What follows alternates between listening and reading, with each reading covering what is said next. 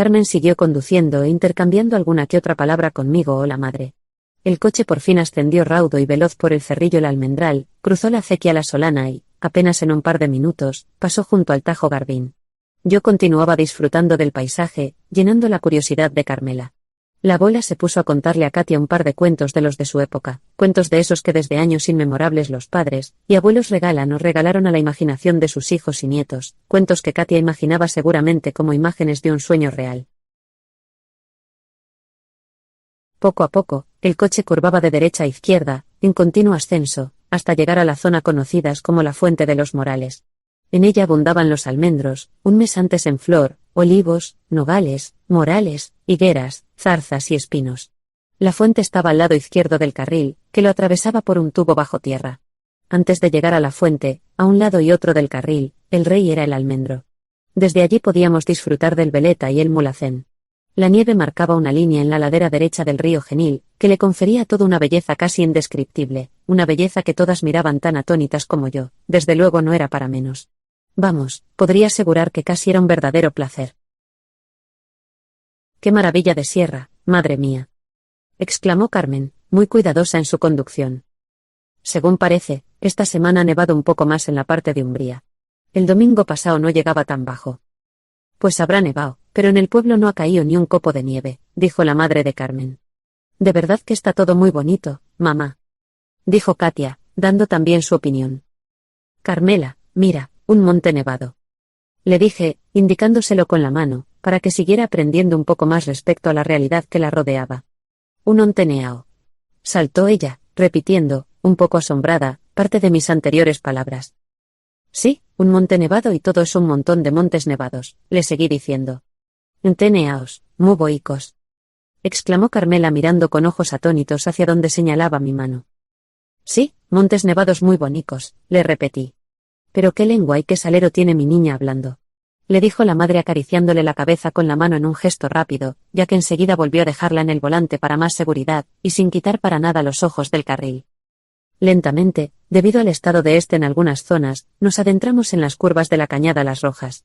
En dirección al collado El Alguacil, donde la nieve o el hielo, posiblemente nos dificultara el paso, aunque a decir verdad era algo difícil en abril, ya que pese a que estuviera nevado, al ser un lugar por donde pasaban casi todos los días algún que otro vehículo, lo más seguro sería que estuviera abierto al tráfico, y eso sin mencionar que allí solía apretar ya el sol lo suyo. Claro que, en realidad, era más el deseo de que realmente fuera así, que ninguna otra cosa.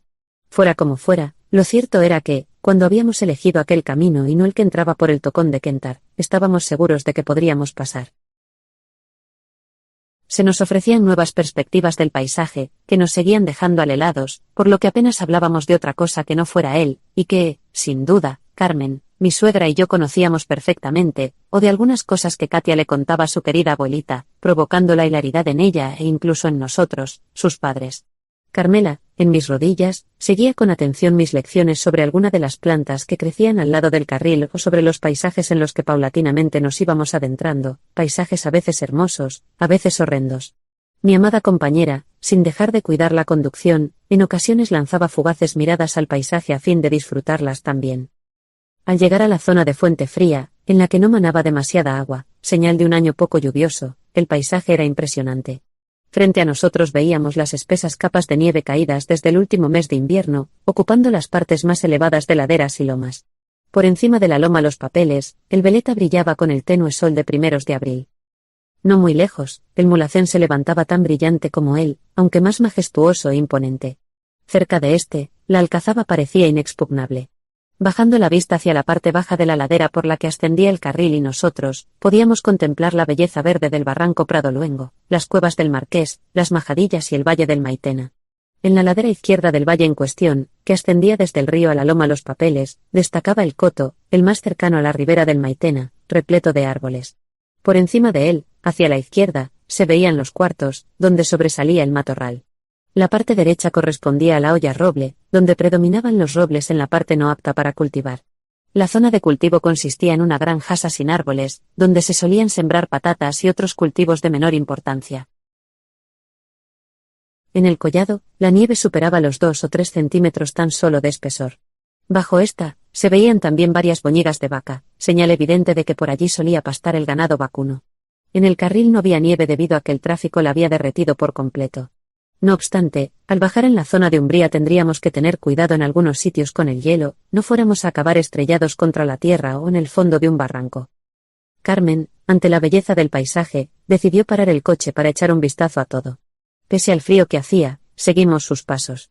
Las niñas, bien abrigadas, comenzaron a jugar con la nieve, correteando de lado a lado o imitando nuestras miradas envueltas en la belleza del paisaje y el frío reinante.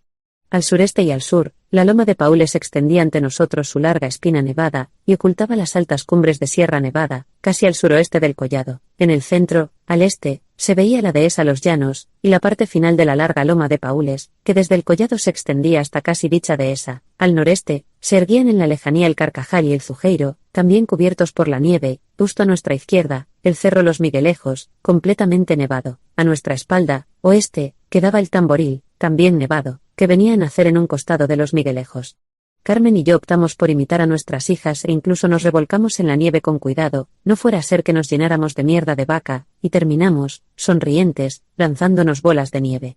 La madre de Carmen, ante el frío viento que soplaba, decidió volver al coche antes de que se pusiera enferma, cosa nada rara a sus 55 años. Contrarios a abandonar la belleza que nos rodeaba, seguimos un rato más absortos ante la reluciente y blancas cumbres de aquella parte de Sierra Nevada. Con el viento fresco que corría era casi imposible que se derritiera ni un milímetro de nieve en las cimas. Tras disfrutar de la contemplación del paisaje, decidimos buscar refugio en el coche y abandonar el collado. Al hacerlo, me sentí un poco triste, y eso pese a que el sitio al que íbamos me parecía tan bello y hermoso como este. Ya algo más alegre, observé cómo Carmen conducía con cuidado, especialmente en las partes más peligrosas. Nada más abandonar la zona del collao, nos encontramos con varias cabezas de ganado vacuno, en su mayor parte hembras. Katia y Carmela volvieron a entusiasmarse al verlas. Carmen se vio obligada a pitar a las que pastaban cerca del camino.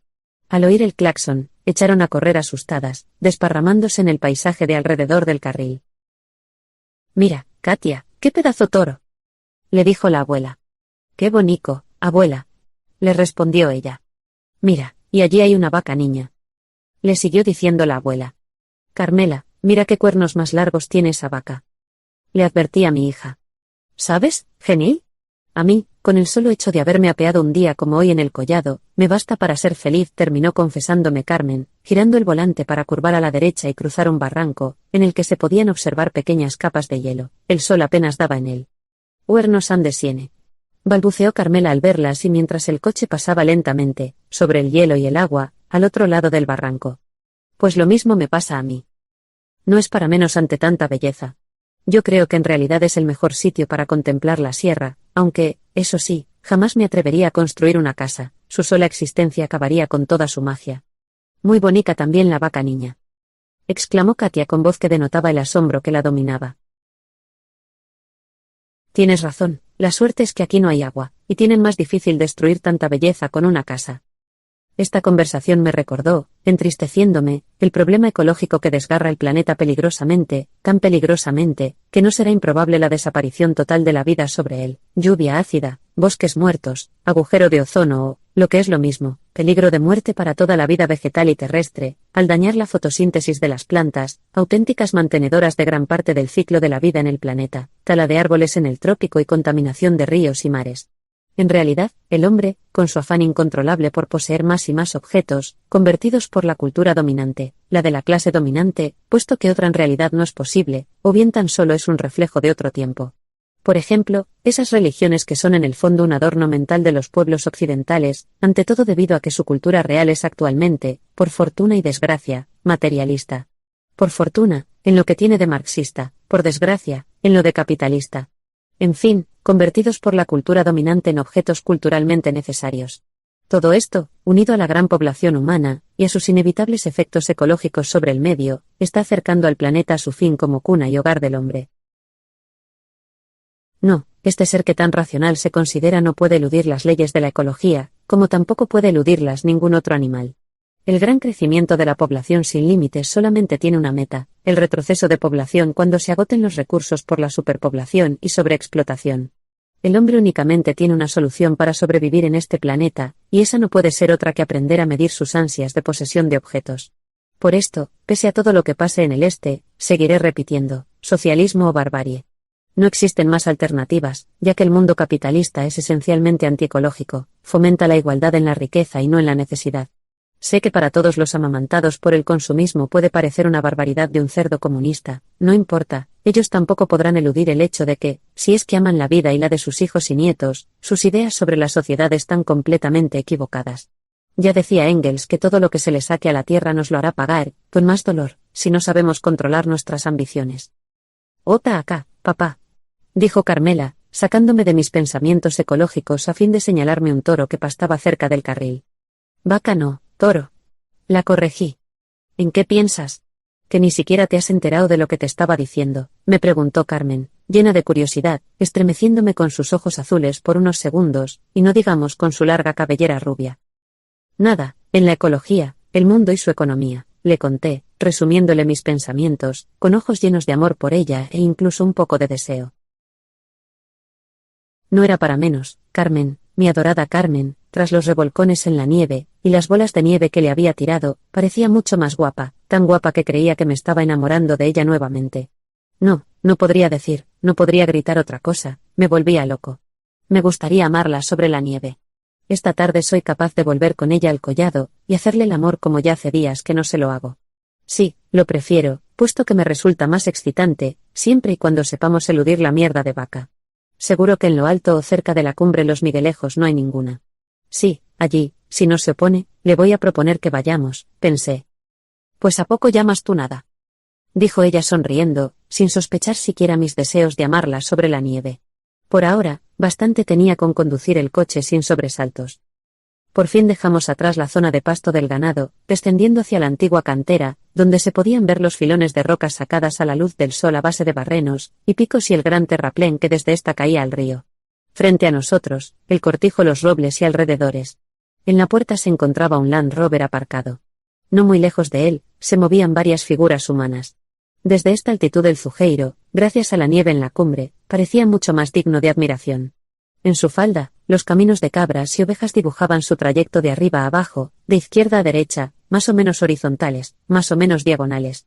Las curvas nos llevaron hasta donde el cortijo Garbín se nos ofrecía a la vista, así como gran parte de la ladera del monte Los Miguelejos.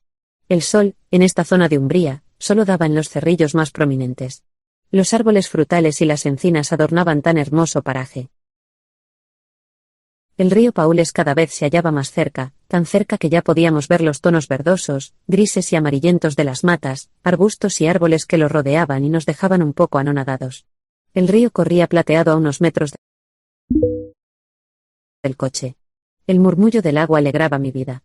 Carmen se preparó para cruzar el puente. Con cuidado pasamos al otro lado. Tomamos a la izquierda, en dirección al cortijo Los Robles.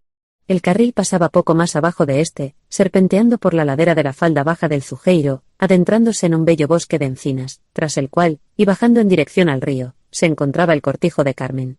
En él pasábamos una gran parte de los mejores días de nuestra vida. En él reinaba tal tranquilidad que no se podía ni siquiera explicar con palabras. Bueno, fuera como fuera, lo cierto era que me encantaba, e igual cosa puedo decir de Carmen, las niñas y su abuela. Sabes muy bien lo que quiero decir. Le respondí, mirándola e imitando su sonrisa, no pude evitarlo al ver la belleza que dominaba su rostro al sonreír.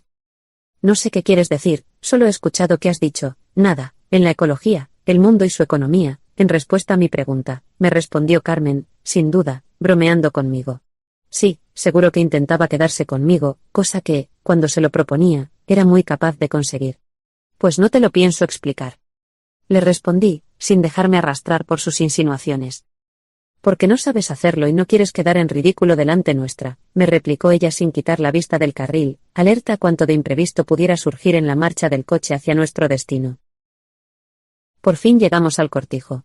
Sacamos el equipaje y demás pertrechos del coche y lo metimos dentro de este, tras abrir Carmen la puerta. En el interior todo estaba en orden.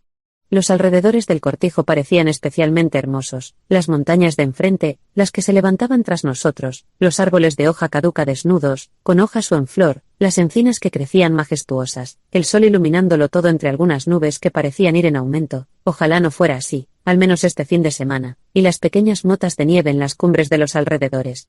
Corría una leve brisa que refrescaba el ambiente más de la cuenta, al menos eso me parecía a mí. Decidí cortar leña para los 2 días que estaríamos allí, y, de paso, para al menos varios fines de semana más. Cogí el hacha y me dirigí en busca de una encina medio seca que crecía no muy lejos de allí, a fin de cortar las ramas secas. Tras cortar varias, las arrastré a cuestas a la puerta del cobertizo en el que guardábamos la leña y ponerla, así, a salvo de la lluvia y de posibles hurtadores. Mientras troceaba las ramas más largas y gruesas, no pude evitar pensar en mis días pasados.